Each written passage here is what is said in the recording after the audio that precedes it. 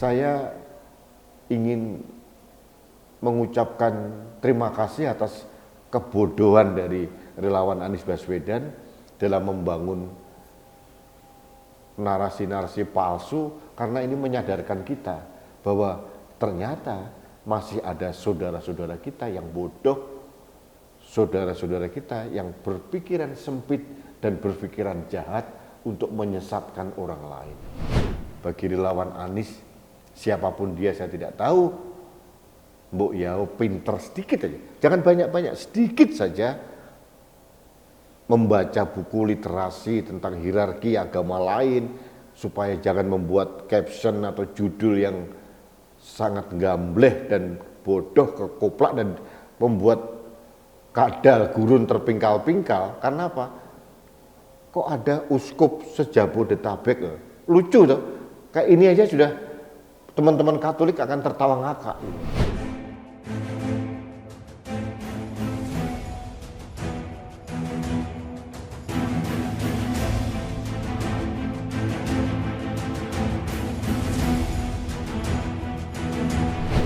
Halo sahabat Indonesia, kita bertemu kembali dalam Opini Rudi edisi hari Minggu, tanggal 23 Oktober 2023. Sahabat Indonesia, saya sedang membaca buku Daun-Daun Berserakan. Ini percikan pemikiran mengenai ilmu pengetahuan dan pendidikan.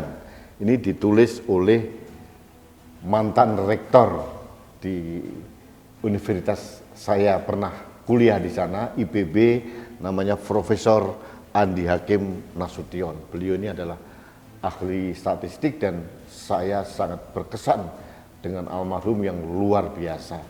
Dan pemikiran-pemikiran beliau itu luar biasa.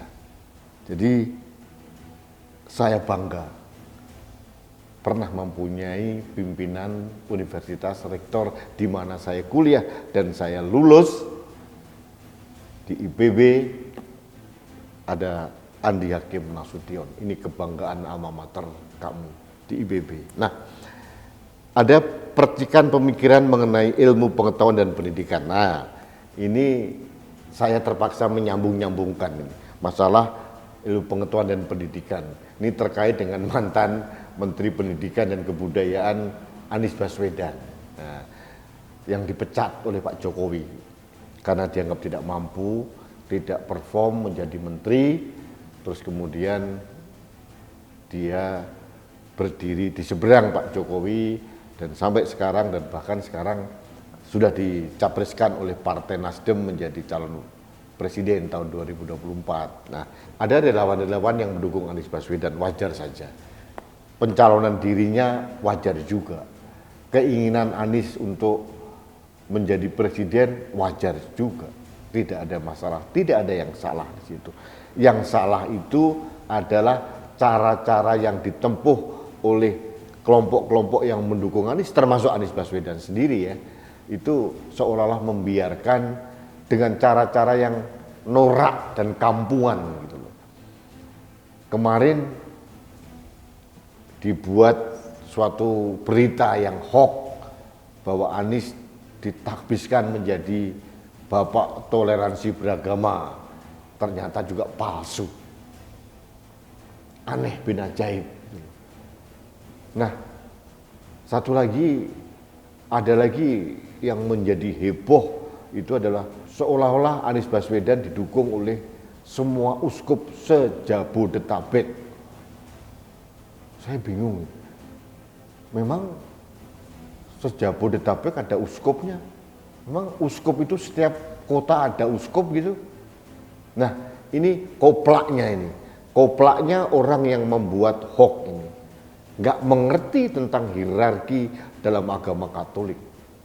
Di satu kota paling hanya pastor paroki. Uskup itu satu wilayah besar. Dan aduh, kasihan sekali ya, karena kebodohan yang dimiliki secara mendasar menciptakan hoax pun ngawur gitu loh.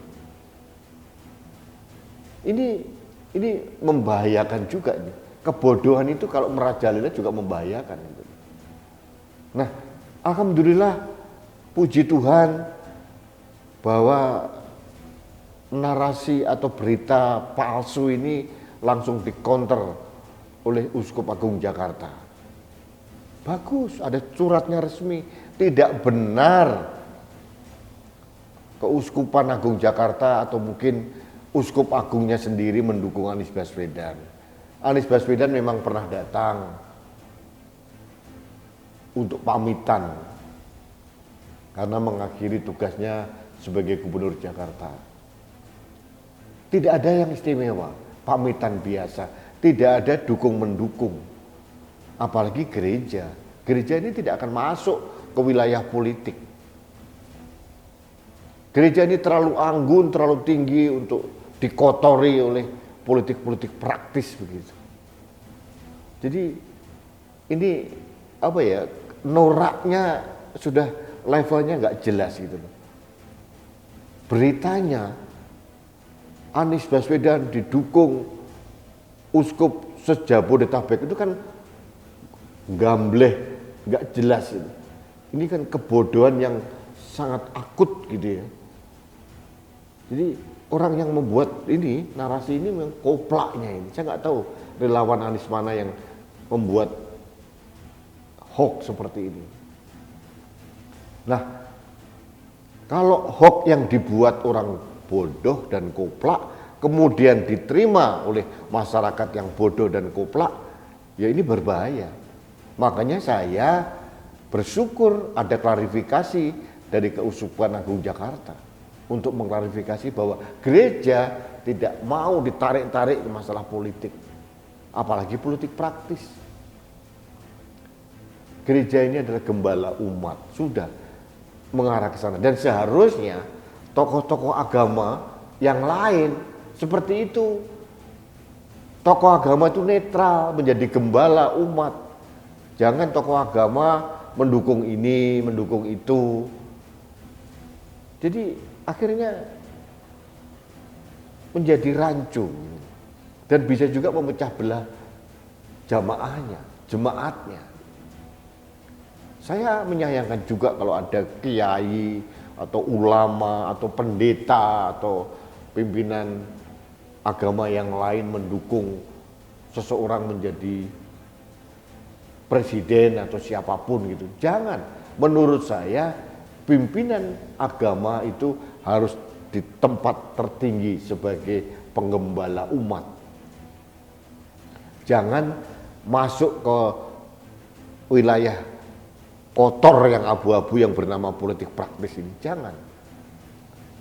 Akan berpotensi memecah belah umat. Jadi apa yang diklarifikasikan oleh Keuskupan Agung Jakarta ini menjadi inspirasi pada tokoh agama yang lain, bahwa sebaiknya memang tokoh agama, pemuka agama itu netral, supaya jemaatnya tidak terpecah belah oleh kepentingan politik. Saya bisa membayangkan kalau seorang pemuka agama, pendeta misalkan, mendukung si A, si B. Nah, kalau nanti khotbah hari Minggu atau khotbah misa gimana? Kalau seorang ulama misalkan, pemuka agama mendukung si A, si B, pasti akan melakukan kampanye terselubung kan, dengan mencari dalil-dalil yang aneh-aneh, bahkan dalil-dalil palsu juga, dalil yang diada-adakan. Selain berpotensi memecah belah umat, juga akan membuat masyarakat tersesatkan. Jadi sekali lagi saya ingin mengucapkan terima kasih atas kebodohan dari relawan Anies Baswedan dalam membangun narasi-narasi palsu, karena ini menyadarkan kita bahwa ternyata masih ada saudara-saudara kita yang bodoh, saudara-saudara kita yang berpikiran sempit dan berpikiran jahat untuk menyesatkan orang lain. Ini harus kita sadari. Apapun terjadi, sesesat apapun mereka, ini adalah anak bangsa Indonesia. Jadi saya ingin merangkul mereka supaya mereka jangan menyesatkan lagi dan jangan tersesat lagi. Mendukung orang itu boleh, boleh-boleh saja, mendukung siapapun boleh, tidak senang dengan siapapun boleh, tapi lakukan dengan cara yang indah, cerdas, dan tidak membuat orang lain tersesat atau bahkan dirinya tersesat oleh opini yang dibangun. Dan lain kali bagi relawan Anies, siapapun dia saya tidak tahu, mbok ya pinter sedikit aja, jangan banyak-banyak, sedikit saja membaca buku literasi tentang hierarki agama lain, supaya jangan membuat caption atau judul yang sangat gambleh dan bodoh, kekoplak, dan membuat kadal gurun terpingkal-pingkal. Karena apa? Kok ada uskup sejabodetabek? Lucu tuh, kayak ini aja sudah teman-teman Katolik akan tertawa ngakak gitu. Tapi itulah yang terjadi mereka menghalalkan segala cara. Ingat kan dulu waktu Saracen sama. Dan ini kita waspada. Ke depan pasti akan ada produksi berita-berita palsu lagi yang disuguhkan ke ruang publik, dan kita harus waspada. Dan saya bertugas untuk membantu masyarakat, memberikan pelurusan. Jangan sampai masyarakat tersesatkan. Ini tugas sejarah saya sebagai salah satu orang yang menjaga Indonesia. Itu ingin saya sampaikan. Terima kasih sahabat Indonesia. Selamat berakhir pekan bersama keluarga. Salam hormat saya untuk Anda dan seluruh keluarga. Semoga Anda selalu sehat dan selalu dalam lindungan Allah Subhanahu wa taala, di bawah lindungan Tuhan, dan kita selalu diberikan kedamaian yang indah di negeri yang indah ini. Terima kasih.